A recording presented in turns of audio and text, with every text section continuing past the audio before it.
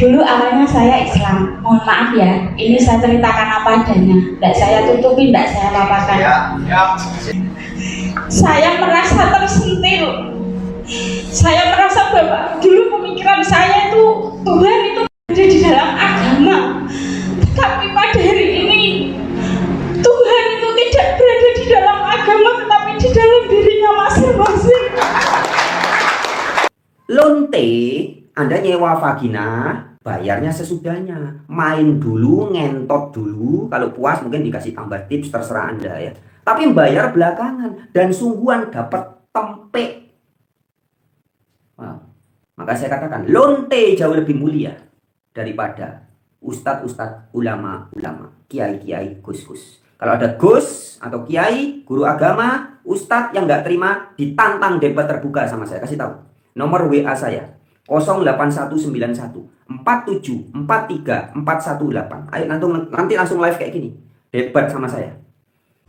Halo sobat-sobat semuanya, jumpa lagi di channel Warta Kabar Baik. Selamat pagi buat yang menyimak video ini di pagi hari. Selamat siang, sore, dan malam buat yang menyimak di siang, sore, atau malam hari. Sobat-sobat, video-video di channel Warta Kabar Baik ini hanya dikhususkan bagi jiwa-jiwa atau orang-orang yang berpikiran terbuka ya. Bagi yang tidak berpikiran terbuka, skip aja deh. Oke, terima kasih semuanya. Jangan lupa subscribe, like, komen, dan share ya. Om Swastiastu, Namo Buddhaya, salam kebajikan. Sampurnane rasa ingsun, sampurnane roko ingsun, alias sampurasun ya. Oke teman-teman. Di video kali ini kita akan membahas, masih ada kaitannya dengan beberapa video terdahulu, terutama dengan video yang ada hubungannya dengan tantangan teman saya ya, kepada Gus Miftah, yang sudah oleh banyak orang tidak boleh lagi dipanggil Gus katanya, panggil aja Taim gitu ya.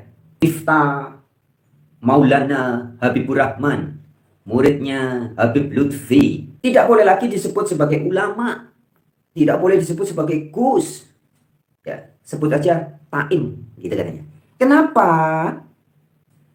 Ya karena dia tidak layak, dari cara ceramahnya tidak layak, macam-macam lah alasannya teman-teman ya. Tapi pada video kali ini masih lanjutan dari video-video terdahulu ya. Kemarin ada salah satu video Miftah alias Taim ditantang berkelahi sama teman saya ya. Jadi Bli atau Mas Bro Ferdi Bawanta ya, itu pemain film teman-teman, pernah menjadi pemain film setidaknya ya, yang sekarang menjadi guru olahraga, guru apa ya, guru fighter, guru kesehatan lah ya. Di TikTok itu bisa dilihat video-videonya.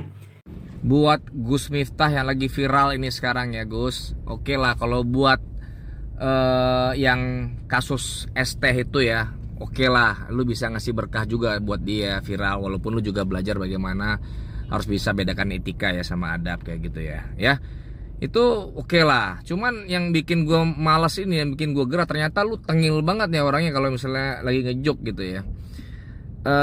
Tentang ini ya, Mbak Yati Pesek yang ibaratnya itu adalah senior, dia seorang ibu men. Lu kayak begituin di depan umum, bro. Kalau itu nyokap gue lu gituin ya, gue masuk neraka lu pun gue cari lu ya.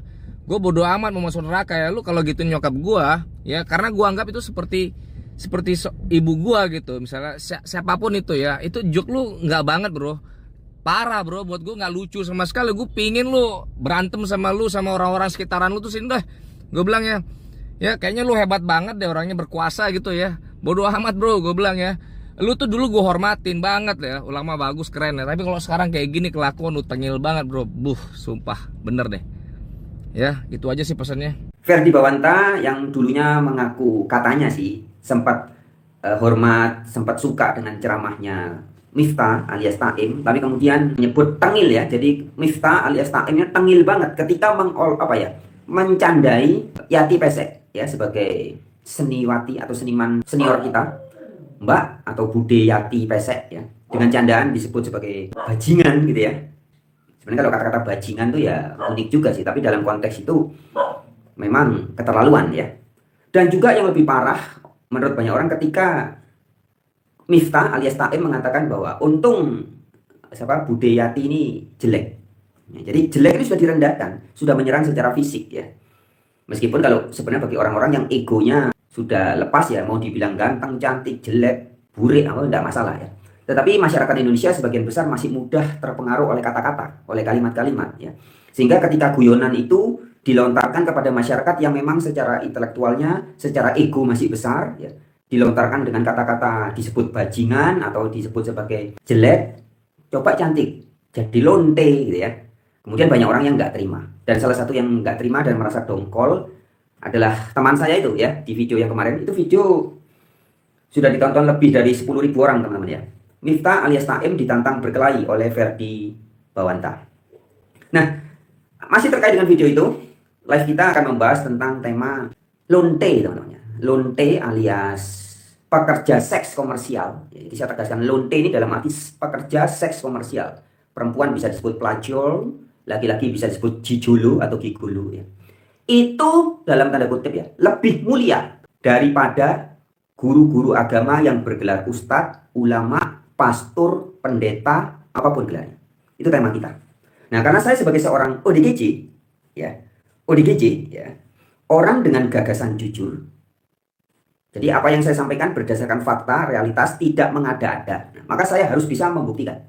Ketika seorang Frans Donald, ODGJ, orang dengan gagasan jujur mengatakan bahwa lonte yang dalam tanda kutip jualan tempe, ya, sebenarnya bukan jualan karena tidak dijual, tapi disewakan. Tempeknya disewakan, tempeknya dipinjamkan ya, disewakan lah, penyewa vagina gitu. Itu dalam kondisi tertentu jauh lebih mulia daripada ustadz, ulama, pendeta, pastor, guru-guru agama. Itu tema kita ya. Nah, lebih mulianya dalam hal apa? Sebentar lagi akan kita buktikan. Tapi sebelumnya teman-teman, sekali lagi sebagai pelaku spiritual Kasunyatan Jawa. Jawa itu bukan pulau Jawa ya.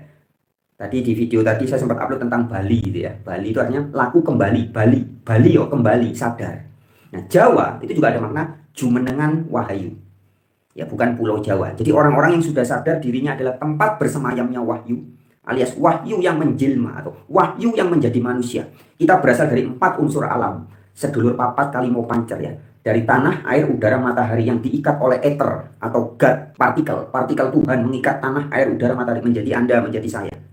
Nah, orang-orang yang sudah sadar ini dan sudah sadar untuk apa dihadirkan ke muka bumi, untuk tugas-tugas khusus apa, dan kemana nanti akan kembali. Itu orang-orang yang sudah ngerti sangkan paraning dumadi. Sangkan itu dari mana? Ya, kemudian paraning untuk apa hadir dan kembalinya kemana? Ya, itu orang-orang yang sudah Jawa. Jadi bukan orang Jawa itu orang yang tinggal di pulau Jawa, bukan teman-teman ya. Jawa itu makna sebenarnya itu. Orang yang sudah ngerti dirinya adalah tempat wadahnya wahyu, tempat bersemayamnya wahyu. Kalau bahasanya agama Kristen itu juga bait Allah. Tubuhmu adalah bait Allah. Tubuh kita adalah masjid. Tubuh kita adalah pura, pusatnya rasa. Nah, orang-orang seperti inilah orang-orang yang sudah Jawa. Ini pengantar ya. Saya lanjut lagi dikit. Nah, saya sebagai pelaku spiritual Nusantara, ilmu kasunyatan Jawa. Nah, jadi ilmu kasunyatan itu ilmu realitas, kenyataan, sungguhan. Maka ketika kita mengatakan sesuatu itu harus ada dulu. Karena falsafah Jawa, filosofi Jawa itu, semua yang bisa diungkapkan atau semua yang bisa dikatakan, semua yang bisa diistilahkan, pasti ada wujudnya terlebih dulu. Kabeh kang ono unine, mesti ono wujute. Kabeh kang ono arane, mesti ono wujute. Karena wujudnya duluan. Ada barang titik. Ada dulu wujudnya apa? Titik. Kasih nama. Titik. Loh. Bisa juga bilang debu. Orang-orang pakai bahasa Inggris sebutnya dust. Ya, jadi ada dulu wujud di dalam diri kita. Dalam kondisi berkesadaran meditasi atau bertahanus atau kolwat atau bertapa bersamadi. Seorang manusia bisa merasakan. Ada kuasa, power dalam diriku. Berwujud nafas. Membuat jantung berdetak, kemudian mengirim daya, darah mengalir, otak bisa berpikir, mata berfungsi, telinga mendengar, semua organ-organ tubuh berfungsi. Dirasakan, baru dikasih nama, rasa itu dikasih nama, apa itu? Kasih nama, Gusti, iki lho sing jenengi Tuhan. Ini loh, Tuhan, Gusti, Guru sejati. Tan kenoki niro kino yang ngopo. Ya mana? Ya ini yang merasakan, yang aku rasakan setiap hari. Nafasku inilah Allah, Tuhan. Nah, baru kemudian diungkapkan pakai kata-kata. Apa? Terserah namanya apa. Dibuat nama Tuhan atau tan keno kiniro kino yongopo atau dewa. Bahasa Ibraninya Elohim, bahasa Yunaninya Theos, Bahasa Arabnya al-ilah, sang sesembahan. Mana? Yo iki. Nah, maka jadilah ketika seorang Muhammad bin Abdullah menyadari hakikat ini, ada zat, ada power yang lebih dekat dari urat leher. Jadilah surat Qaf, surat Al-Quran, surat ke-50 ayat 16. Allah lebih dekat dari urat leher. Itu dirasakan dulu, dialami dulu, baru diungkapkan. Bukan sebaliknya. Ya. Jadi ini ajaran kasunyatan tuh gitu teman-teman ya. Dirasakan dulu. Dalam segala sesuatu ada power, ada energi, ada kuasa. Semua hal. Apalagi dalam teknologi ilmu pengetahuan modern ya, sudah diketahui ya, fisika kuantum dan semuanya itu. Ternyata dalam segala sesuatu itu ada partikel Tuhan. Apapun bentuknya, mau bentuknya gelas, kabel, semua barang-barang ini ada partikel Tuhan. Ada proton, elektron, neutron yang berputar, yang hidup. Ya. Nah, maka ini disebut sebagai God particle. Maka diungkapkan, Tuhan itu panteistik. Atau Tuhan itu meliputi segala sesuatu. Tuhan itu ada di dalam segala sesuatu. Nah, baru abad keberapa itu? 2000 atau 3000 tahun yang lalu. Sampai ke orang-orang Ibrani. Dikasih nama. Oh, itu namanya Yahweh. Yehova. Sang Maha Ada. Kemudian 1500 tahun lalu. Baru nyampe ke Arab ya. Abad ke-7 dikasih tahu orang-orang Arab. Orang-orang Arab. Orang-orang yang katanya Al-Quran surat At-Taubah ayat 97, orang Arab, orang paling kafir dan munafik, dikasih tahu berita ini bahwa Allah Al-Ilah adalah zat yang meliputi segala sesuatu. Jadilah surat An-Nisa ayat 126. Allah Maha meliputi segala sesuatu. Surat Fusilat ayat 54. Allah Maha meliputi segala sesuatu. Surat Al-Isra ayat 60. Allah Maha meliputi segala manusia. Jadi Allah yang diberitakan Al-Quran itu panteistik, panteisme, animis, dinamis dan animis. Itu, tapi dirasakan dulu, disadari dulu. Ya, bukan moco, dibaca.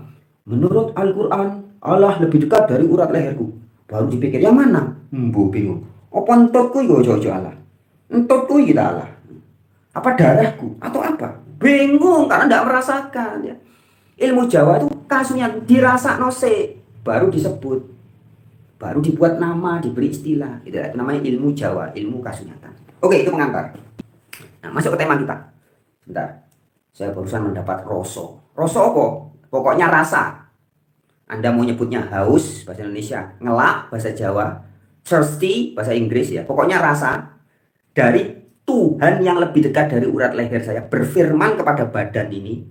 Kalau ditulis perintah, firman Allah datang kepada Frans Donald. Frans Donald, ayo waktunya minum. Nah, gitu kalau ditulis ya. Kalau disuarakan kira-kira gitu. Wahai Frans Donald, ayo ngombe, ngombe, ngombe. Itu firman Tuhan yang asli. Nah, sekarang saya tak tunduk patuh dulu. Asli mah berserah diri kepada Tuhan yang asli, yang lebih dekat dari urat leher. Ya, nggak bisa ditunda teman-teman. Saya dapat perintah suruh minum atau dapat rasa haus dari dia yang lebih dekat dari urat leher. Kapan perintah? Sekarang. Berarti harus taatnya kapan? Sekarang. Nah, perhatikan. Begitu saya tunduk patuh kepada Tuhan yang lebih dekat dari urat leher. Coba ya. Nggak tak tunda. Nanti nunggu habis maghrib. Nggak. Dapat perintahnya sekarang, saya lakukan sekarang. Perhatikan.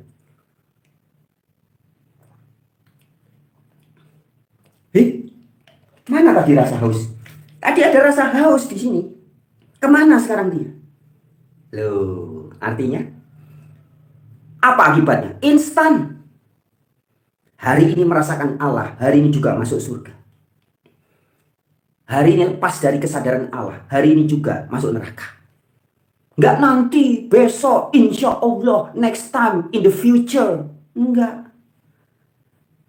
Firman Tuhannya nyata sekarang. Saya tunduk dan patuhnya sekarang. Efeknya sekarang. Karma pahala. Hukum sebab akibatnya. Haus, minum. Ya Tuhan yang lebih dekat dari urat leher, aku kan sudah tunduk patuh kepada perintahmu, sudah taat firmanmu. Semoga hausnya hilang ya. Kapan hilangnya? Ya mudah-mudahan 2-3 hari lagi. Atau nanti hausnya hilang sesudah mati. Enggak. Allahnya sekarang, Tuhannya sekarang, perintahnya sekarang, begitu kita taatnya sekarang, efeknya ya sekarang. Nyata. Itu namanya kasunyatan. Ya, oke lanjut. Itu tadi pengantar-pengantar teman-teman ya. Nah, begitupun ketika dalam tema video kali ini saya menyebut lonte, ngerti lonte? Lonte, PSK, pekerja seks komersial. Bukan jualan tempe, jualan vagina ya. Jualan boleh tapi tanda kutip ya. Penyewa. Perempuan-perempuan yang kerjaannya nyari uang atau mendapatkan uang dari menyewakan tempe. Terserah tempenya mau dimasukin kontol atau mau dicolmek atau mau dijilmek, pokoknya disewakan. Ya, suruh bayar sekian. Coba, teman-teman pernah nggak ada yang nyewa pelacur nggak? Teman-teman pernah ada yang nyewa tempe nggak? Begitu, biasanya bayarnya sesudah. Ya misalkan tarif berapa, 700.000 atau 1 juta atau 500.000 gitu ya. Atau kalau di Bali ini di Sanur teman-teman. Di Sanur itu ada akuarium. Ya, akuariumnya ada sekitar berapa ya? Saya dulu pernah lihat itu ya kalau enggak, pokoknya di atas 3, ada 5 atau 6. Jadi prostitusi yang menurut saya paling nggak munafik, yaitu di Bali. Nggak munafik. Kalau tempat-tempat lain mungkin kayak Anda ke Alexis di Jakarta itu kan modusnya apa? Karaoke atau apa ya, diskotik modusnya gitu, tapi di dalamnya ada prostitusi terselubung ya, ada juga spa. Di Bali ini juga banyak modusnya, spa, massage gitu ya, macam-macam modusnya ya. Nah, tetapi kalau di Sanur itu ada tempat yang memang akuarium bentuknya ya, jadi teman-teman nanti yang mau ke Bali, mau wisata nyewa tempe ya, bisa hubungi saya, nanti tak antar ke Sanur ya. Itu akuariumnya tuh belak-belakan, jadi kita datang tuh langsung ketemu akuarium, tunjuk pilih yang mana, langsung nanti ada di apa namanya, bungalow-bungalow-nya di sekitar situ, ngentok sudah di situ. Nah, bayarnya sesudahnya. Nah, jadi maka saya bilang di Bali setahu saya pernah jalan-jalan dulu, saya itu pernah diajak jalan-jalan ke tempat apa namanya, apa yang ditutup sama Bu Risma itu, Doli ya, di Surabaya dulu. Udah lama sekali saya tiba-tiba ke Surabaya sama teman, diajak ayo jalan-jalan. Itu juga sebenarnya terang-terangan, belak-belakan. Ya, jadi akuarium juga ada di situ. Nah, tapi sekarang Doli sudah nggak ada. Ya, setahu saya nggak tahu di kota-kota lain ya. Tapi kalau di Bali, di Sanur tuh belak-belakan. Jadi modus nggak pakai modus-modusan, nggak pakai spa, tapi ternyata ada layanan seks, ada apa namanya, diskotik, karaoke, ternyata ada modus. Enggak. Kalau di Sanur tuh teman-teman, di jalan danau apa, pokoknya dekat pantai. Gampang deh, nanti kalau ada yang mau wisata seks hubungi saya ya. Tak tunjukin di situ tempatnya. Karena itu terang-terangan beneran. Ya, datang langsung akuarium milik ceweknya, masuk dan ngentot. Itu murah malah di situ 300.000. Wah, itu sudah speknya spek artis teman-teman ya. Nah, ngentot di situ. Bayar sesudahnya. Nah, sekarang kita masuk ke tema. Lonte atau pelacur-pelacur itu ketika menyewakan vaginanya, menyewakan tempenya itu sungguhan teman-teman, sungguhan ya. Jadi kalau Anda pergi ke danau apa sih, Danau Poso atau apa, pokoknya daerah danau pinggir deket-deket arah ke pantai di Sanur sana itu ya, yang ada kode XX gitu biasanya, teman-teman datang aja gitu, cari, mungkin itu biasanya di atas jam 8 malam lah, itu sudah buka akuarium itu sampai pagi, biasanya ada yang sampai jam 2, jam 3, jam 4 mungkin ya. Itu akuarium langsung udah pilih yang mana. Dan itu sungguhan teman-teman. Anda pilih cewek itu, kemudian Anda bawa masuk ke apa namanya, bungalow-nya, kemudian dikasih boneka seks, enggak. Sungguhan. Anda pilih cewek yang itu, jangan tanya siapa namanya, Mira, dari mana dia, dari Bandung, aku mau yang itu ya. Anda bawa masuk, enggak usah bayar dulu, masuk dulu, ngentot dulu ya. Nanti setelah selesai baru bayar. Itu sungguhan teman-teman. Ayo, enggak percaya silakan datang ke Bali sini, kontak saya, WA saya 08191 47 43 418. Mau wisata seksual, siapa guide-nya? Frans Donald, enggak apa-apa. Ini ODGJ ya. Saya itu kalau ngomong belak-belakan, orang dengan gagasan jujur. Ya. Di Bali ada prostitusi banyak, dan salah satunya yang buat saya pribadi berkesan itu teman. Enggak pakai modus-modus. Ya banyak juga yang modusnya tempat spa lah, tempat massage, tempat ini, tempat itu ya. Tapi bagi saya itu munafik. Saya salut dengan yang model-model kayak kalau dulu ada di apa, Doli itu ya. Itu juga itu belak-belakan. Datang tuh langsung cewek duduk. Yang mau ke situ ya tujuannya ngentot, sudah tidak ada lagi. Enggak pura-puranya spa, ternyata ngentot. Pura-puranya massage, ternyata Enggak. Ya. Nah, kalau teman-teman datang ke situ, ke tempat-tempat pelacuran yang seperti itu, meskipun yang modus, ya. Jadi misalkan begini, Anda datang ke spa atau tempat masas gitu ya, kemudian pilih cewek yang ini, nanti masuk ke ruangan, negosiasi di situ, ngentotnya ya sama cewek itu, sungguhan, nggak tiba-tiba, oh kamu mau cewek ini ya, didatangi dikasih apa, boneka seks, atau cuma ditontonin video porno, enggak, sungguhan teman-teman. Nah ini, sungguhan, realistis, ini yang akan saya bahas. Ya, maka saya katakan, penyewaan vagina-vagina yang dilakukan oleh para pelacur itu lebih mulia daripada Anda mendengar bacotan pendeta-pendeta, pastor-pastor, ulama-ulama, kiai-kiai, gus-gus ketika bicara tentang kebenaran, tentang surga, tentang neraka, tentang Tuhan, tentang Tuhin ya. Itu sebagian besar, nggak semua ya. Sebagian besar yang bergelar ustadz, yang bergelar gus, bergelar kiai, bergelar ulama, bergelar pendeta, bergelar pastor, sebagian besar double. Ya, jadi kalau pesulap merah, Marcel Radival membongkar kebohongan-kebohongan dukun-dukun santet, kebohongan trik-trik mereka ya. Kemudian Ferry Irwandi menantang para dukun-dukun yang katanya bisa nyantet, tidak bisa membuktikan. Saya dengan segala hormat membongkar penipuan pendeta-pendeta, pastor-pastor, ustadz-ustadz, ulama-ulama, kiai-kiai, gus-gus. Ketika selama ini ratusan bahkan ribuan tahun turun-temurun menjanjikan Tuhan, menjanjikan surga, menjanjikan neraka. Mereka jauh lebih busuk daripada lonte-lonte, pelacur-pelacur, gigulu-gigulu. Anda nyewa kontol ya, kontolnya gigulu. Mungkin tante-tante yang pernah nyari gigulu, pernah enggak cari gigulu? Sudah milih gigulunya ini, terus yang datang kontol-kontolan, apa namanya? Penis-penisan.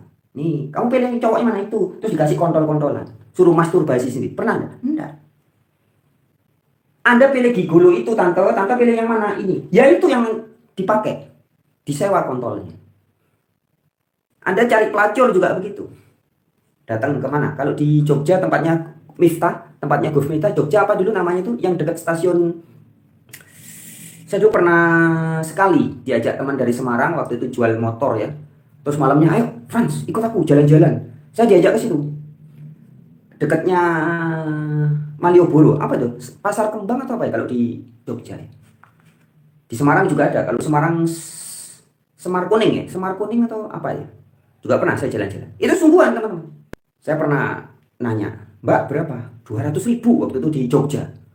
200.000 ngentot benar? Iya dong, sungguhan. Apa? Full service. Loh maksudnya full service gimana? Ya terserah. Bisa colmek, bisa jilmek. Ya, bisa diapain aja. Loh bisa. Bayarnya sesudahnya. Loh, sungguhan teman-teman. Beda sama kalau Anda dengar bacotannya Dul Somad, Adi Hidayat, ya, cerita Tuhan. Nggak nyata Tuhannya.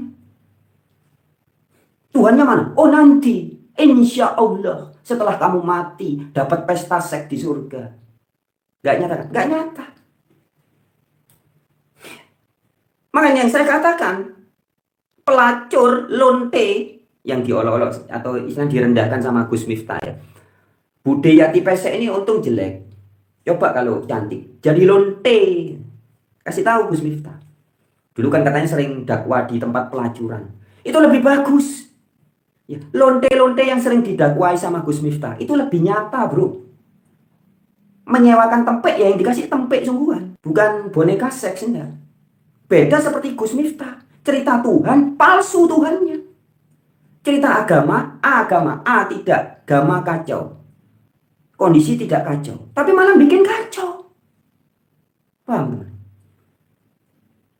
Inilah bejat, bobrok, bobolnya ajaran agama-agama yang diberitakan oleh para ustadz dan ulama-ulama. Makanya kemarin banyak sekali ya di TikTok dan di mana-mana orang bilang ketika kasus yang ST itu ya, lebih baik penjual ST daripada penjual agama. Itu jelas ya, ST. Orang jual minuman lah, mau aqua itu kan orang melayani orang haus. Ya teman-teman ya. Jadi tadi saya sudah Saya tiba-tiba mendapat perintah Allah. Allah yang lebih dekat atau Tuhan yang bersemayam dalam diri saya. Percikan jiwa raga saya adalah Tuhannya. Kalau bahasanya Alkitab, Allah Bapa di dalam diriku.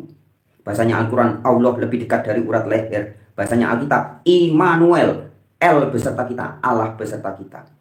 Ya, nah, Allah yang beserta saya itu, yang selalu bersama saya itu, tiba-tiba memberi saya rasa haus. Artinya apa? Harus minum. Tidak boleh ditunda. Nah, kemudian untuk saya melakukan taat, tunduk, patuh, Islam, aslima terhadap perintah Tuhan yang lebih dekat dari urat leher, saya kan cari air. Loh, ada tiba-tiba orang jualan ST, aqua. Jadi orang itu diutus oleh Allah, diutus oleh semesta untuk memuaskan dahaga saya. Loh, mulia enggak orang itu? Mulia. Para penjual ST, penjual minuman yang sadar bahwa mereka adalah utusan-utusan semesta. Bentuknya cuma jualan berapa? 3.000, 2.000, kalau ST mungkin 5.000 ya. Tapi ketika mereka sadar bahwa mereka adalah rasul-rasul atau utusan-utusan Allah yang dipakai oleh semesta untuk memberi atau menjadi alat memuaskan orang-orang yang sedang kehausan, orang yang sedang butuh minum. Lebih mulia daripada pastor yang ceramah pakai jubah ungu, jubah merah, jubah biru, jubah putih di dalam gereja. Cerita tentang kerajaan surga. Sudah masuk Bapak Pastor? Oh belum. Tapi nanti semoga dalam nama Yesus kita masuk surga. Kapan? Nanti ya, kalau sudah mati. Hei, Yesus jelas berkata, tuh Allah adalah Allahnya orang hidup, bukan Allahnya orang mati. Tapi pastor-pastor dobol, pendeta-pendeta dobol, cerita tentang Allah Bapa, katanya nanti sesudah mati baru ketemu. Iku Allah model apa?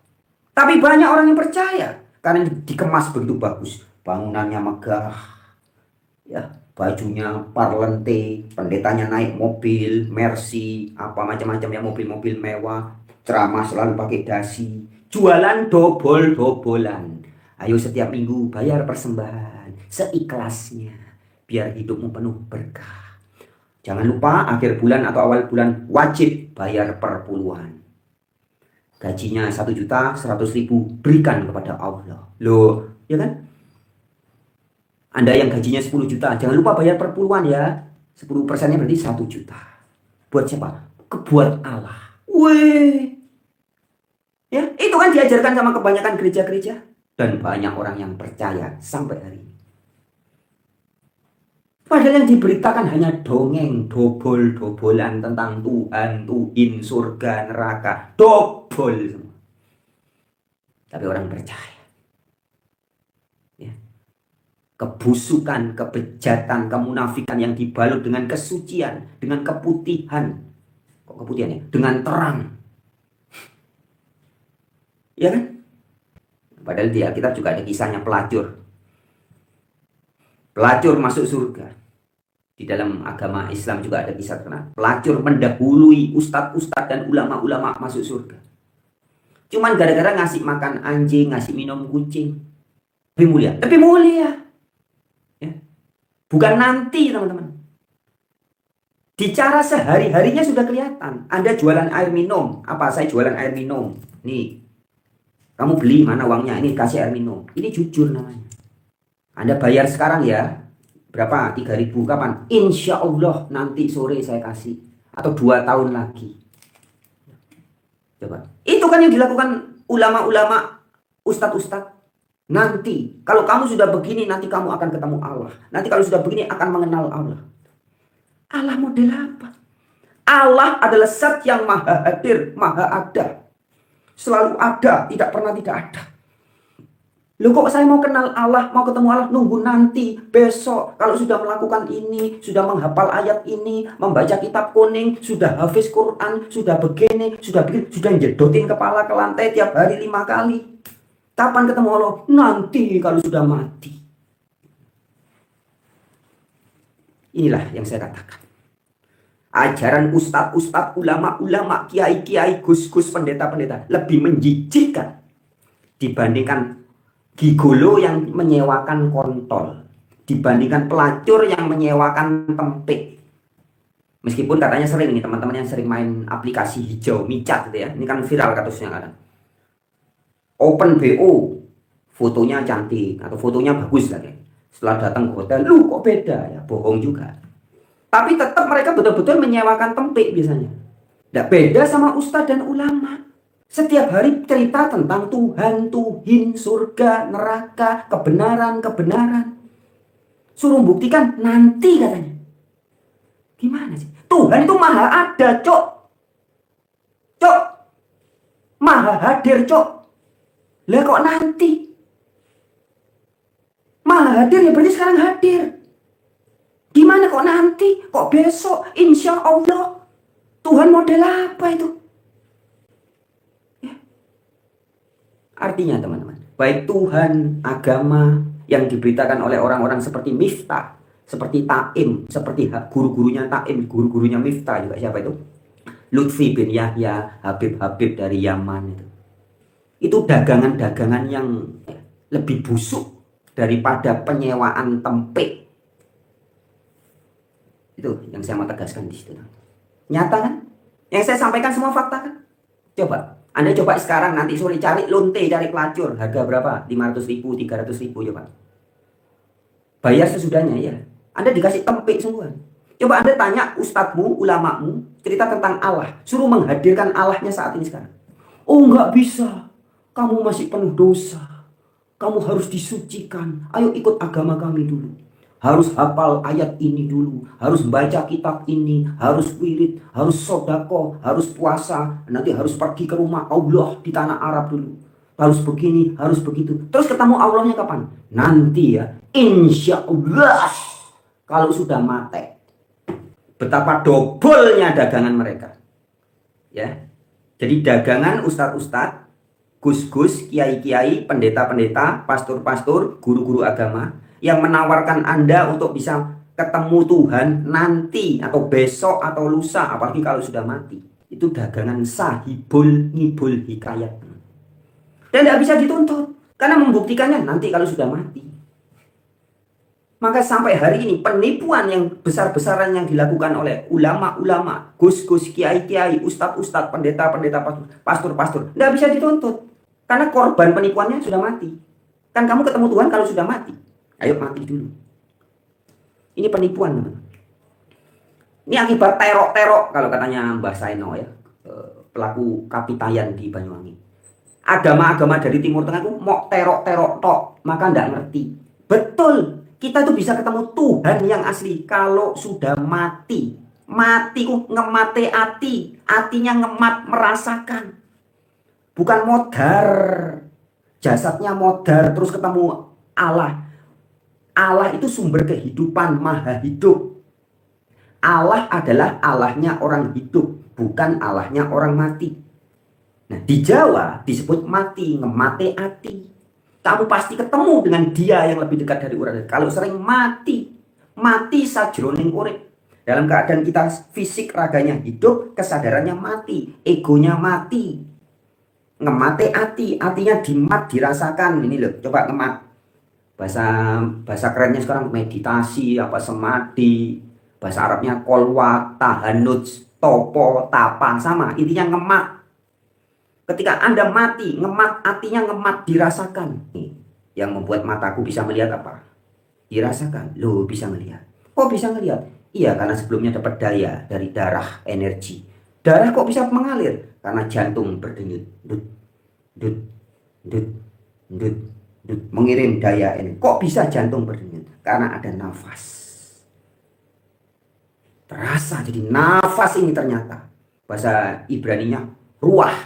Maka dikatakan Elohim itu ruah. Allah itu ruah. Allah itu roh. Apa? Nafas. Wujud Allah yang nyata di diri kita tuh nafas ini loh bro. Kurang nyata apa? Anda mau mengatur, menguasai diri Anda? Aturlah nafas. Rasakan nafas. Nafas ini sing moho suci maha kuasa. Zat yang meliputi segala sesuatu. Wujudnya di diri kita apa? Nafas. Karena kita bernafas, urip semua, sel-sel jadi hidup. Mata dapat ada kuasa melihat. Benda, aneka bentuk, rupa, warna. Telinga bisa berfungsi mendengar.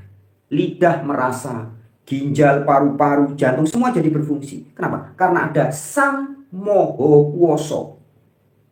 Apa itu? Nafas, nefes, ruah bahasa Ibrani. Barang siapa yang rajin melakukan atau berada dalam kondisi meditatif, mati, ngemate hati, pasti merasakan Tuhan yang lebih dekat dari urat leher. Nyata bro. Bukan Tuhan yang rumahnya di Arab. Lihat teman-teman, bisa merasakan. Ngawurnya kan ajaran ustadz, ulama yang ngikuti agama dari Arab. Kacau semua. Katanya Mbah Saino, tokoh kapitayan Bayangkut. Itulah akibat gur terok-terok. Ikut-ikut doang tapi tidak ngerti maknanya. Ketemu Tuhan setelah mati. Betul. Mati kok ngemate hati. Bukan fisiknya modar. Anda tidur nyenyak tanpa mimpi aja sudah hilang semua rasa kok. Kok mati mau ketemu Tuhan tuh gimana ceritanya? Ya teman-teman. Tapi ini yang terus diajarkan oleh gus-gus, kiai-kiai, ustadz-ustadz Anda. Ajaran-ajaran dobol, Tuhan-Tuhan palsu, agama-agama palsunya terus diperdagangkan. Dijualkan. Untuk apa? Cuan. Ya. Ingat para habib beli air minum 2.500 atau 3.000. Dijual berapa? 300.000. Ayo minum bib. Ayo. Ini sudah diminum sama Habib Umar. Berapa? 700.000. Ayo minum lagi bib. Berapa? 2 juta. Wah, kok bisa? Kulaannya cuma 2.000 atau 3.000 di Alfamart atau Indomart. Dijual bisa 700.000, 200.000, 300.000, 2 juta. Kok bisa? Karena air berkaromah. Air berkaromah. Percaya? Percaya. Dobol lah. Ini kan yang terjadi. Ini kan realitas sehari-hari. Mukibin ditipu sama Habib-Habib Ba'alawi ratusan tahun lamanya. Dan banyak yang nggak sadar. Beda sama Anda melacur, ngelonte ya. Cari lonte di tempat pelacuran, tanya harga berapa? 300.000. Bayarnya sesudah main ya. Sungguhan Anda dapat tempe, sungguhan Anda dibawa pulang, disewakan. Ya, sesuai perjanjian. Mbak bisa diapain? Bisa jilmek, bisa colmek, bisa ngentot, bisa ya udah. Main berapa kali, sekali cerot, gitu kan biasanya, bisa. Bayarnya sesudah itu, buktiin. Ya. Memang ada sebagian yang mungkin bohong. Katanya bisa full service, ternyata tidak bisa begini. Tapi sebagian besar bayarnya terakhir. Beda sama janji-janji agama, janji-janji Tuhan, janji-janji surga. Yang diberitakan, dijual setiap ceramah oleh pastor, oleh pendeta, oleh ustadz, oleh gus, oleh kiai. Makanya dalam tema video kita kali ini, lonte, apa itu? Penyewa tempe lebih mulia daripada ustadz-ustadz, ulama-ulama, pastor-pastor, pendeta-pendeta, penjual dobol-dobolan tentang Tuhan. Yang ngaku-ngaku agama Kristen, ngutip ayat Alkitab, Yesus adalah jalan menuju Bapa. Coba Anda masuk ke gereja Kristen 1 minggu, 2 minggu, sudah ketemu Allah Bapa belum? Saya tanya. Kamu kalau masuk gereja apa? Advent, gereja Katolik, GBI, ini, Pantekosta, apapun, coba tanya. Saya mau masuk gereja ini, dijanjikan apa? Ketemu Tuhan. Betul kan? Coba Anda masuk gereja itu, minggu pertama suruh ngapalin ayat ini, suruh belajar ini, minggu kedua dengerin ceramah, nanti akhir bulan wajib bayar per puluhan, ya kan gitu kan? Tanya pendeta, Pak, saya bisa ketemu Allahnya kapan? Yesus katanya adalah jalan dan kebenaran dan hidup menuju Allah. Bagaimana ini saya jalannya supaya saya bisa ketemu Allah? Terus itu. Ada yang ngaku jadi Kristen. Kristen kan artinya pengikut Kristus. Ya. Kristen itu artinya pengikut Kristus. Jangan diartikan macam-macam teman-teman ya. Kristen asli itu artinya dari kata Kristos. Pengikutnya disebut Kristian. Kristianos bahasa Yunani. Bahasa Inggris Christian. Bahasa Indonesia jadi Kristian atau Kristen.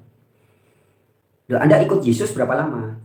Ada yang bilang 7 tahun, 10 tahun, seumur hidup. Sudah ketemu Allah Bapa apa belum? Belum. Loh itu gimana? Yesus apa yang kamu ikuti itu? Ikut Yesus kok nggak ketemu Allah Bapa. Ini gimana logikanya? Hah? Anda yang sering wisata dari Jakarta ke Bali, kasih tahu naik bis ini, kalau naik bis, naik pesawat ini, naik kereta ini, naik travel ini. Berapa jam Jakarta kalau naik darat Jakarta Bali? Hampir 20 jam ya, sekitar itulah. Anda berangkat dari Jakarta, sudah bayar, berangkat, sudah bayar ini. Di jalan nanti dapat makan ini. 3 hari nggak nyampe di Bali. Sabar, tunggu. 7 hari nggak nyampe di Bali. Dari Jakarta ke Bali, 7 hari nggak nyampe. Apa Anda masih percaya dengan agen travel atau agen bis atau agen pesawat yang seperti itu? Naik pesawat lebih lagi. Bali Jakarta berapa? 2 jam lebih ya. Ya anggap aja 2 jam lah. 2 jam atau kalau muter-muter agak lama mungkin 3 jam di udara. 7 jam Anda muter-muter berangkat dari Jakarta. Wih, terbang. 7 jam nggak turun-turun ke Bali. Anda masih tenang, masih santai. Goblok. Tolol kamu itu. Apalagi dari Bali ke Surabaya. Penerbangan tuh nggak sampai 45 menit. Ya anggap aja ya 40 menit lah. Plus turunnya 1 jam biasanya. Tiba-tiba Anda berangkat dari Bali. Tujuannya Surabaya. Sudah 3 jam nggak darat-darat di Juanda. Berangkat dari Ngurah Rai Bali, 3 jam belum darat di Juanda. Anda santai, tenang. Goblok kamu. Tolol. Artinya apa, teman? Kalau Anda berangkat dari Bali, penerbangan tuh 40 sampai 45 menit. Ya, turun plusnya sudah 1 jam sudah pasti nyampe. 2 jam Anda belum darat. Ini pasti ada yang nggak beres gitu loh. 3 jam nggak darat-darat. Ada yang nggak beres nih. Lebih gawat lagi. 5 jam nggak darat. Basically sesat sudah. Penerbangan sesat. Paham? Itu ilustrasi ya. Nah, kalau ada mengaku merek agama atau ngaku guru agama, gelarnya pendeta, pastor, dobol, pokoknya pendeta gelar-gelarnya macam-macam. MDiv, MTH, Master Teologi, Profesor Teologi, ya. Ada juga ulama, ustadz, habib, gus, kiai. Janji kepada Anda, mau menunjukkan, membuat Anda bisa mengenal Allah. Anda suruh lakukan ritual ini. Sudah Anda lakukan? Sudah ketemu? Belum. Dijanjikan lagi. Sehari, 2 hari, 1 minggu ya. Sudah 1 bulan, 1 tahun, 3 tahun mengikuti habibnya. Kan gitu tuh, para mukibin. Bertahun-tahun setia kepada habibnya. Suruh datang ke kuburan keramat. Datang nyembah kuburan, nyembah ini, nyembah itu. Cium tangan habibnya, cium kakinya, Bahar Smith dan sebagainya. Sudah ketemu Allah? Belum. Masih ikut? Hah? Anda masih ikut? Ustadzmu, kamu ikut ustadzmu 3 tahun, 10 tahun, enggak ketemu sama Allah. Masih ikut? Goblok kamu tuh. Tolol kalian itu. Tuhan itu maha hadir. Ngerti maha hadir nggak? God is omnipresent. Ngerti ya? Omnipresent, that means God always present. Ngerti present nggak? Apa ya? Hadir. Ada, selalu ada. Right now, at the moment, at the present. Jadi kalau Anda pergi ke bioskop, Anda sudah bayar, Anda masuk, filmnya nggak muter-muter. Anda ditipu sama gedung bioskop itu. Sudah bayar di depan, masuk, iklan terus. Ini kejadian teman-teman di bioskop zaman dulu ya, dulu banget ya, sekitar 30-20 tahun yang lalu itu belum ada 21 seperti sekarang. Dulu pernah saya masih kecil tuh ada film, teman-teman ingat ada drama radio Saur Sepuh atau apa tuh, Brahma Kumbara gitu ya. Ada Mantili, ya itu waktu itu filmnya Mantili. Itu ngetren-ngetrennya Mantili itu Saur Sepuh atau pokoknya ada Mantili, Brahma Mantili gitu-gitulah ya. Tiba-tiba ada film itu, Mantili Sang Pembunuh. Wah, itu bioskop rame teman-teman. Saya waktu itu masih kecil nonton sama kakak saya. Wah, uyan-uyan sudah bayar, keringetan nunggu, akhirnya dapat tempat duduk juga. Ternyata itu film nggak ada hubungannya sama sekali dengan Mantili yang ada di Sandiwara Radio itu. Jadi satu bioskop itu tertipu semua. Tapi sudah kadang bayar. Ditipu semua. Itu film lain. Mantilinya laki-laki ya, padahal mantili kalau yang di Sandiwara Radio itu mantilinya perempuan. Laki-laki. Ada kasus apa dia bunuh orang gitu ya, maka disebut mantili sang pembunuh. Orang-orang ketipu semua. Ibaratnya seperti itu. Anda datang hari Minggu ke gereja, hari ini ke ini, hari Jumat ke masjid, ke ini, ke ini, ke ini. Dijanjikan ketemu Tuhan. Tapi tidak ketemu-ketemu. Coba. Tapi masih ikut. Inilah ketololan yang hakiki. Kebodohan dan ketololan yang hakiki. Lebih baik Anda pergi ke tempat pelacuran, nawar lonte, kalau yang cewek nawar gigolo. Ini dapat ya ini. Beda kalau Anda dengerin ceramahnya Ustadz, Gus, Kiai ya. Nah, ini Pak Samsul Bahri sudah mau berbagi. Silakan Pak Samsul Bahri. Kita angkat dulu ya. Silakan Pak Samsul. Saya di sini juga banyak bercerita tentang agama kepada umat-umat lah, umat-umat terutama yang beragama Islam. Silakan. Nyatanya memang selama ini mereka numpang untuk dibukakan kitab itu ataupun kita bilang Al-Quran itu. Banyak numpang, Bung. Banyak numpang. Sementara setiap manusia itu diberi kemampuan untuk membaca Al-Quran dengan arti-arti dan tujuannya.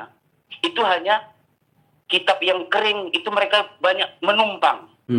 Tanpa betul-betul memikirkan. Itulah saya lihat. Belum lagi kitab diri, sedangkan kitab yang kering mereka itu numpang. Mereka itu Halo? Saya tanya tadi teman-teman saya, jangan-jangan Quran itu mesti mulus semuanya. Jangan-jangan Quran kenapa Pak? Disampaikan oleh Ustaz.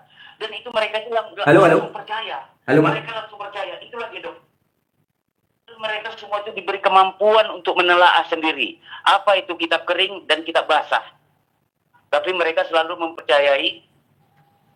Tapi selalu mereka menerima yang dibacakan oleh kita bilang ulama-ulama, ustadz-ustadz maupun pendeta. Mereka hanya numpang. Ya. Padahal mereka semua diberi kemampuan untuk membaca kitab kering dan kitab basah. Itu aja yang terjadi selama ini, Bung. Ya. Saya rasa, bukalah, jangan kafir, buka, jangan tertutup. Pakai akal, pakai pikiran, renungkan, merenung. Apa betulkah apa yang disampaikan oleh para mereka itu, ustadz, ulama dan sebagainya, ataupun pendeta? Saya rasa mereka, jangan-jangan mereka itu juga yang menyampaikan itu mesti tertutup juga, Bung. Ya. Saya rasa tuh, ayo bangkit kita, Bung. Yang selama ini kita bilang di doktrin-doktrin, buang, buka pikirannya. Hati itu tadi. Ketika datang perbedaan, jangan langsung ditolak, dengar pelan-pelan. Saya rasa itu aja, Bung. Selama ini kita di doktrin sudah jelas, nyata, sementara kita semua dibuat untuk membaca kitab kering dan kitab basah. Itu aja, Bung. Kita lagi agak ngegas lagi nih, Bung, biar cepat bangkit Nusantara ini. Asik. Ajaran yang sebenarnya, ajaran leluhur. Itu aja saya rasa, Bung. Rahayu Sakung Dumadi. Assalamualaikum warahmatullahi wabarakatuh. Waalaikumsalam Rahayu Sakung Dumadi. Terima kasih banyak Pak Samsul Bahri ya. Kita diingatkan tentang kitab kering. Ya. Jadi betul yang disampaikan Pak Samsul ya. Ustadz-ustadz, ulama-ulama, juga termasuk pendeta, pastor, sekolah teologi. Itu ngajarin orang menghafal kitab kering. Misalkan sekolah-sekolah teologi mengajarkan Immanuel dalam kitab-kitab Ibrani, Perjanjian Lama, Perjanjian Baru sering kali diungkapkan. Immanuel, Allah beserta kita. Dihafal bahasa Ibraninya ini, bahasa Yunaninya ini gitu aja. Tapi tidak diajari merasakan. Jadi cuma ngapal kitab kering. Ini juga yang terjadi di pesantren-pesantren sebagian besar. Enggak semua ya, tapi sebagian besar. Orang diajar untuk menghafal kitab. Makanya kata sahabat saya Bang Herman Jambek, ya, pesantren-pesantren ini harus ditolak dan harus dibersihkan dari bumi Nusantara. Kalau prakteknya hanya ngajarin orang menghafal kitab, itu sumber kerusuhan, sumber kalau Anda menghafal teman, itu jatuh-jatuhnya tafsir, berantem nanti.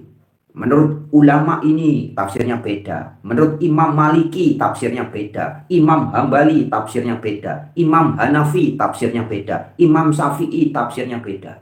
Di Indonesia sebagian besar penganut Imam Syafi'i. Nanti menurut Muhammadiyah tafsirnya beda. Menurut Nahdlatul Ulama tafsirnya beda. Ini akibat menghafal kitab kering tapi tidak paham artinya. Makanya kalau di TV saya sering bilang gini adik-adik, kita ini semua bukan penganut agama sebenarnya. kita ini adalah penganut tafsir-tafsir agama. Maka kita kemudian semua berbeda-beda. Sesama agama Islam pun tafsirnya berbeda-beda. Makanya kita ini adalah penganut tafsir-tafsir agama. Kalau kalian tanya saya, Islam ini agamanya apa? Islam. Ada pertanyaan lanjutan, NU apa Muhammadiyah? Sunni apa Syiah? Belum bicara manhaj, belum bicara ijtihad, belum bicara mazhab. Syafi'ikah, Malikikah, Hanafikah, Hambalikah? Ini tafsir-tafsir semua. Sesama Islam, sesama Syafi'i, sesama NU pun masih ada yang satu pengusung khilafah, yang satu bukan. Ini tafsir lagi. Bismillahirrahmanirrahim. La ilaha illallah. La ilaha illallah. La ilaha illallah. Qul huwallahu ahad. Cuman jadi kayak burung beo. Dan celakanya, guru-gurunya, kiai-kiainya, ulama-ulamanya, ustadz-ustadznya ini seperti itu. Mereka sendiri nggak paham, tadi seperti yang dikatakan Pak Samsul Bahri. Ustadznya ketika mengatakan Al-Quran, misalkan menyitir ayat Al-Quran, Allah lebih dekat dari urat leher kita. Ya cuman hafal gitu loh. Allah lebih dekat dari urat leher kita. Allah lebih dekat dari urat leher kita. Allah lebih dekat dari urat leher kita. Allah lebih dekat dari urat leher kita. Surat Qaf ayat 16. Surat 50 ayat 16. Allah lebih dekat dari urat leher kita. Allah lebih dekat dari urat leher kita. Allah lebih dekat dari urat leher kita. Gitu aja. Ya, seperti Bang Herman sampai ngasih ilustrasi di beberapa video yang terdahulu ya. Kalau ada rambu-rambu Anda sampai di daerah mau ke arah Jakarta, 20 km menuju Jakarta, Anda nyampe nggak di Jakarta kalau Anda menghafal itu? Dibaca terus itu tulisan rambu lalu lintas itu. 20 km menuju Jakarta, Anda berhenti di situ kemudian. Saya mau ke Jakarta, ya ini ada tulisannya. 20 km menuju Jakarta. Oke, saya baca, saya hafalkan. 20 km menuju Jakarta. 20 km menuju Jakarta. 20 km menuju Jakarta. Gitu terus. Nyampe nggak ke Jakarta? Ini yang terjadi. Diajarkan oleh sebagian besar agama-agama. Menghafal kitab. Tapi tidak ngelakoni. Bahkan nggak nyampe. Tadi dimaksud Pak Samsul Bahri. Itu harusnya dialami dulu bro. Kalau Anda sudah ngalami seperti saya, ya seperti Pak Samsul Bahri dan banyak orang-orang lainnya. Ada Kiai Saiful Karim, ada Abu Marlo. Kalau sekarang yang lagi spiritualis yang lagi populer di TikTok deh. Dulu yang sudah almarhum ada Buya Syakur. Kita ngalami dulu bro. Dalam kondisi mati, kita sudah mati, ngemate hati, mati. Menyadari. Ada power dalam tubuh ini yang nyata. Setiap hari menggerakkan jantungku. Nyata terasa. Empiris jadi. Beda sama Ustadz Nuruddin yang debat sama Muhammad Nuruddin yang debat sama Guru Gembul. Dan ini sebagian besar ajaran ulama-ulama persis seperti ajaran Nuruddin. Tuhan tidak bisa dirasakan. Tuhan tidak empiris. Tidak empiris itu tadi bukan berdasarkan pengalaman. Jadinya kayak gini. Cerita Tuhan bukan berdasarkan pengalaman. Kulaan jari. Menurut Imam Hambali, Tuhan ini begini, begono. Menurut Imam Syafi'i, itu yang dihafal. Model-model Adi Hidayat, Dul Somad itu kan itu aja. Sekolah di Kairo, Mesir, lama-lama pulang bergelar LC. Menghafal, wah hebat menghafal hadits ini. Loh, apa gunanya? Kayak Anda perjalanan dari Surabaya mau ke Jakarta, Anda hafal dari Surabaya ada rambu-rambu sekian kilometer menuju Jakarta. Nanti sampai di mana? Tapi Surabaya itu apa? Gresik terus sampai Semarang ada lagi tulisan rambunya mah. Total dari Surabaya ke Jakarta ada rambu-rambu 1000 rambu-rambu. Rambu-rambu pertama bunyinya begini, rambu kedua bunyi hafal di situ. Nggak nyampe ke Jakarta. Seperti ini selama ini umat-umat beragama. Cerita Tuhan tiap Jumat dengerin ceramahnya Ustadz cerita Tuhan. Setiap minggu dengerin bacotannya pendeta, pastor cerita tentang Allah. Katanya Allah maha hadir. Lelah apa diceritain bolak-balik hari Minggu, hari Jumat, hari Minggu, hari Jumat, hari Minggu, hari Jumat. Ngapain? Gimana tuh? Tuhan yang asli itu harus bisa Anda rasakan saat ini, sekarang. Kalau mau dibilang bertemu atau berjumpa, Anda berjumpanya ya sekarang. Ustadz yang benar, kiai yang benar, gus yang asli, pendeta yang asli, guru agama yang asli, itu menunjukkan Tuhan yang sudah ada dalam diri kita. Ini loh. Rasakno dewi. Bukan bilang, ayo ikut agama kami. Ini jalan menuju Tuhan. Wes sudah pasti sesat, teman. Sekali lagi, kalau ada ustadz Anda, ulama Anda, pastor Anda, pendeta Anda mengatakan Anda suruh bergabung ke organisasi agama mereka dengan modus jalan menuju Tuhan, sudah pasti sesat. Tuhan itu bukan tujuan. Kalau tujuan itu ada jarak antara kita dengan Tuhan.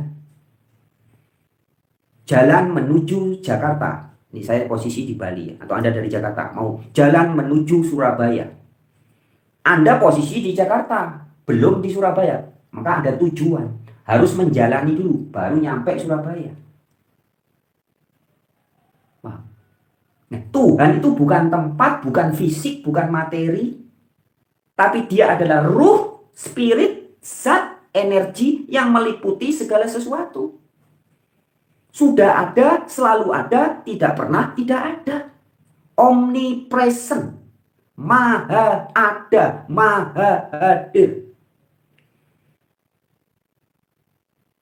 Jadi kalau Anda mau ketemu Tuhan, pergi ke masjid. Itu pasti Tuhan palsu. Anda mau ketemu Tuhan, pergi ke pura. Pura dalam arti bangunan. Pasti Tuhan palsu. Anda mau ketemu Tuhan, pergi ke gereja bangunan. Pasti Tuhan palsu. Tapi kalau Anda pergi ke masjid yang asli, yaitu diri Anda. Pura yang sejati, jiwa raga Anda. Pura, pusatnya rasa. Gereja, bait Allah yang asli tubuh kita. Pasti ketemu. Semua pencarian orang kepada Tuhan yang harus dicari, itu Tuhan palsu. The real God, the real Allah tidak perlu dicari, tapi disadari, dirasakan. Kalau dicari itu kan berarti bisa ada, bisa tidak ada, atau minimal belum ada. Ayo dicari yuk, siapa tahu ketemu. Tidak, teman-teman. Makanya channel Warta Kabar Baik ya, saya sampaikan kabar baik. Tuhan yang asli selalu bersama Anda, setiap detik, setiap saat. Wis, nggak usah dicari, sudah ada. Yang perlu adalah disadari. Nah itu Tuhan itu tidak untuk dicari atau ditemukan, tapi dirasakan. Dirasakan, iya. Tuhan ada di sini, di dalam jiwa ini. Dulu awalnya saya Islam, mohon maaf ya, ini saya ceritakan apa adanya, tidak saya tutupi, tidak saya paparkan. 2010 sampai 2018, tapi saya belum bisa menemukan kenyamanan yang sangat luar biasa seperti hari ini. Akhirnya di 2018 saya beralih ke rohanian. Di situ saya sebenarnya sudah merasakan kenikmatan, tetapi 4 bulan ini saya mengikuti channelnya Mas Hendra. Setiap kali saya mendengarkan acaranya Mas Yunan, saya sampai gemetar. Saya merasa tersentil. Saya merasa bahwa dulu pemikiran saya itu Tuhan itu ada di dalam agama, tapi pada hari ini Tuhan itu tidak berada di dalam agama, tetapi di dalam dirinya masing-masing. Kurang jelas apa? Nah, tapi kalau banyak orang sadar seperti ini, bangkrut itu gereja-gereja, masjid-masjid, lembaga-lembaga agama, bangkrut semua. Sing lapis mereka, nggak dapat duit lagi, nggak dapat cuan ya. Nah, maka saya katakan, jualan doktrin-doktrin agama, janji-janji Allah, janji-janji ketemu Tuhan, janji-janji surga, janji-janji neraka, itu lebih menjijikkan daripada pekerjaan lonte-lonte penyewa vagina. Itu lebih menjijikkan daripada pekerjaan jijolo penyewa kontol. Buktikan pernyataan saya. Anda yang mau cari tante-tante, mak-mak mau cari gigolo, buktiin. Anda mau nyewa kontol, Anda ya dikasih kontol sungguhan. Anda mau nyari lonte, mau nyewa vagina, nyewa tempe, Anda dapatnya ya tempe sungguhan. Bayar sesudahnya, biasanya begitu. Tapi kalau Anda mendengarkan bacotan pendeta, ulama, Gus Kiai, Anda bayar di depan, bro. Tiap minggu harus bayar uang infak, uang ini, uang janjinya nanti insya Allah ketemu Allah kalau sudah modar. Coba, sudah bayar di depan, janjinya palsu pula, dan tidak bisa dituntut. Lonte, Anda nyewa vagina, bayarnya sesudahnya. Main dulu, ngentot dulu. Kalau puas mungkin dikasih tambah tips, terserah Anda ya. Tapi bayar belakangan dan sungguhan dapat tempe. Wow. Maka saya katakan lonte jauh lebih mulia daripada ustadz-ustadz, ulama-ulama, kiai-kiai, gus-gus. Kalau ada gus atau kiai, guru agama, ustadz yang nggak terima, ditantang debat terbuka sama saya. Kasih tahu nomor WA saya 08191 47 43 418. Ayo nanti langsung live kayak gini, debat sama saya. Miftah alias Taim sama siapa itu ustadz yang ketawa-ketawa itu, pengasuh pondok pesantren di Jogja itu yang ikut ketawa-ketawa itu. Dan ustadz-ustadz siapapun Anda di seluruh dunia yang masih mengajarkan ajaran janji-janji surga, janji-janji tentang Tuhan, Tuhin yang begini begono. Kalau berani kita demonstrasikan teman, buat Tuhan yang diberitakan ini sekaligus ya. Ini sekaligus saya memberi jawaban ya.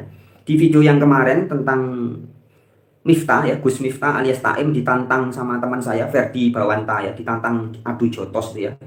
Video itu sekitar 5 menit ya. Kemudian di akhir video itu saya memberikan tantangan pribadi saya. Beda konteks ini ya. Kalau teman saya Ferdi Bawanta itu mengajak berkelahi, Gus Miftah diajak berkelahi secara fisik ya, karena mungkin saking jengkelnya si Ferdi Bawanta kepengen jotosi Miftah ya. Karena melecehkan, guyonannya dianggap berlebihan dan melecehkan Mbak Yati Pesek itu ya. Disebut bajingan, disebut lonte gitu ya. Nah, Ferdi Bawanta nantang secara fisik. Kalau saya enggak. Saya nantang secara intelektual. Selama ini Miftah dan konco-konconya jualan Tuhan dobol, jualan agama dobol. Nah, kemudian ada komentator yang bentar saya bacain ya. Intinya begini, dia bilang jangan bawa-bawa Tuhan dan agama. Tidak bisa dong. Loh, si Miftah dan teman-temannya itu dagangannya cerita soal Tuhan. Cerita tentang Tuhan, cerita tentang agama. Maksudnya saya nantang, ayo nantang bahas sepak bola yuk. Miftah, ayo debat sama saya. Bahas tentang sepak bola. Kan gak gitu. Dia hadir sebagai penceramah agama. Bacot soal Tuhan. Pemilik pondok pesantren, pengasuh pondok pesantren orang aji itu kan. Ceritakan Tuhan, Tuhin, agama. Ya tantang debatnya tentang Tuhan dan agama dong. Gimana sih? Kok dibilang di sini nggak ada? Bentar, saya cari komentarnya teman-teman ya, saya bacain ya. Ada beberapa itu, ada sekitar 4 atau 5 ya, saya baca. Nah ini, salah satunya pemilik akun Irwan Mulyana. Terima kasih buat komentar Anda Irwan Mulyana. 2 hari yang lalu ya. Jangan bawa-bawa Tuhan atau agama kan. Tidak bisa. Ya. Dia bilang gini, jangan bawa-bawa Tuhan dan agama kan. Loh tidak bisa. Dia penceramah agama. Ya tak tantang agamamu. Kamu ngerti nggak arti agama, Miftah? Ayo debat sama saya. Kamu ngerti nggak kamu cerita Tuhan? Tuhanmu kayak apa? Saya akan buktikan. Tuhan yang kamu bacotkan selama ini kepada santri-santrimu, santriwati, santri dan para santri-santrimu, dan kamu ceramah di sana sini tuh. Tuhan yang berbeda dengan yang diberitakan Al-Quran. Gitu aja. Enak tuh kalau debat sama saya sudah. Apa yang mau tak pertanyakan, apa bahan debatnya sudah tak kasih tahu di awal. Pendeta, pastor juga begitu. Kalau Anda ngaku ustadz, ngaku ulama, debat sama saya, rujukannya Al-Quran. Saya akan buktikan, hai ustadz-ustadz, Dul Somet, Adi Hidayat, Khalid Basalama, siapa lagi? Siapa? Sebutkan itu. Donditan, siapa lagi? Bajingan tengik, siapa lagi lainnya itu? Siapa lagi? Sebutin nama-namanya. Yang populer ya. Kalau pendeta, ya saya pakainya ayat Alkitab. Kamu cerita tentang Allah Bapa. Allah Bapamu palsu. Apalagi yang guru-guru ngajar Trinitas. Allah itu tres personae, una substantia. Tiga pribadi Allah, satu hakikat. Hakikatnya Allah, pribadinya ada tiga. Allah tiga pribadi itu mana? Hah? Wujudnya mana? Oh, enggak bisa. Nanti ketemu kalau kita sudah mati, ketemu di surga. Loh ya kan? Nipu itu namanya. Di Alkitab jelas dikatakan, Yohanes 4 ayat 24, Yesus berkata, Allah itu roh. God is spirit. Tidak ada dikatakan Elohim atau Allah atau Yahweh itu pribadi. Tidak ada. Dan saya bisa buktikan. Yahweh yang adalah roh. Allah yang adalah roh. Nyata. Bisa saya demonstrasikan. Sekarang kamu pendeta-pendeta. Demonstrasikan. Buktikan. Allah pribadi itu mana? Nyari di mana pribadi Allah. Itu jadi jangan. Enak kan? Maka saya tantang. Mau pendeta, pastor, ulama, siapa? Bebas. Ya, nah, kemarin di tantangan saya kepada Miftah, saya bilang begitu. Ini penting teman-teman. Kalau orang bilang tidak ada hubungannya dengan Tuhan dan agama lu, gimana tuh? Oh, ini permasalahannya masyarakat itu sudah tertipu. Ya, masyarakat Indonesia termasuk Deddy Kobuser. Deddy Kobuser tertipu oleh temannya ini. Gurunya Deddy Kobuser yang namanya Miftah Maulana Habibur Rahman Semilekete Wele-Wele. Yang nama kecilnya adalah Taim ini. Mas Bro Kang Taim ini. Bacot tentang Tuhan, tentang agama. Dulu dia dakwah di pelacuran di Jogja. Begini. Terkagum-kagum si Deddy Kobuser. Wow, ini orang hebat, kenal Tuhan, dekat dengan Tuhan. Ternyata Tuhannya double. Deddy Kobuser pun tertipu. Apalagi masyarakat Indonesia kebanyakan. Ketipu semua. Ya kan? Ini makanya saya pengen tantang debat terbuka. Tapi tidak tahu juga loh ya. Tiba-tiba nanti ketika saya tantang debat terbuka, Miftah alias Taim, jelaskan Tuhanmu. Tiba-tiba dia bilang gini, Allah subhanahu wa ta'ala adalah zat yang lebih dekat dari urat leherku, yang setiap hari memberi aku rasa haus, rasa lapar. Loh ya, langsung aku, wow, berpelukan. Nggak jadi debat. Ya. Tiba-tiba Miftah cerita, Allah subhanahu wa ta'ala yang diberitakan dalam Al-Quran. Sebagaimana juga disampaikan oleh Buya Arashi Hasim. Allah adalah yang dalam agama Hindu disebut sebagai Brahma ketika mencipta, Wisnu ketika memelihara, Siwa ketika melebur. Dia adalah entitas atau energi atau zat atau ruh yang meliputi segala sesuatu. Ya nggak jadi debat saya sama Miftah. Wah sama dong, berpelukan. Gitu teman-teman. Tapi kok tiba-tiba dia menghayal, Allah rumahnya di Arab. Kalau menyapa harus pakai bahasa Arab. Ritualnya sholat harus menghadap ke tanah Arab. Wah ya tak hajar. Gimana hajar? Tunjukkan ayat Al-Quran. Menurut Al-Quranul Karim, surat Al-Baqarah, surat kedua ayat 115. Timur barat segala arah adalah milik Allah. Kemanapun kamu memalingkan wajahmu, inilah wajah Allah. Hai Miftah Maulana Habibur Rahman Semilekete Wele-Wele alias Taim. Kenapa kamu mengajarkan kepada umatmu, kepada santrimu, kepada santriwatimu, kepada Deddy Kobuser, kalau mau berbicara kepada Allah harus menghadap ke tanah Arab saja, harus bahasa Arab, harus gaya Arab, budaya tradisi Arab, harus ngarab. Kamu tuh taat Al-Quran atau kamu budak Arab? Itu pertanyaan saya. Simpel kan? Simpel. Nah, pengen tahu nih jawaban model-model yai-yai pesantren-pesantren itu kayak apa? Kan mereka nih gini loh teman-teman. Fatalnya mereka ini ngaku mengajarkan ajaran Al-Quran. Tapi ketika kita uji, ternyata enggak. Ini loh yang kurang ajar. Allah yang diberitakan Al-Quran itu zat yang meliputi segala sesuatu.